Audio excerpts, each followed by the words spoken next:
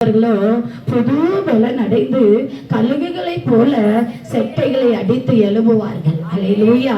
வாக்குத்தத்தம் பண்ணப்பட்டதை நீங்க பெற்றுக்கொள்ள வேண்டும் என்று சொன்னால், வாக்குத்தத்தம் பண்ணப்பட்டதை நீங்க அனுபவிக்க வேண்டும் என்று சொன்னால், வாக்குத்தத்தம் பண்ணப்பட்டதை நீங்கள் பெற்றுக்கொண்டு மற்றவர்களுக்கு கொடுக்கிறவர்களாய் மாற வேண்டும் என்று சொன்னால் பொறுமை உங்களுக்கு வேண்டியதாய் இருக்கிறது. கரங்களை தட்டி கத்தரை மகிமைப்படுத்துவோமா? பொறுமை உங்களுக்கு வேண்டியதாய் இருக்கிறது. தேவனுடைய சித்தத்தின்படி நீ ஒப்பு கொடுத்து பொறுமையோடு காத்திருக்கும் போது உங்களையும் உங்க குடும்பங்களையும் ஆண்டவர் வர்த்திக்க பண்ணுவார். ஒரு நாள் நீங்க சேர்ந்து போகாதீங்க, ஒரு நாள் நீங்க தளர்ந்து போகாதீங்க. ஏன்னா நீங்க தளர்ந்து போகாம இருப்பீர்கள், ஆனால் ஏற்ற காலத்தில் அறுப்பீர்கள். கரங்களை தட்டி கத்தரை மகிமைப்படுத்துங்க. உங்க மிகுந்த பலனுக்கு ஏதுவான விசுவாசத்தை விட்டு விடாதிருங்கள்.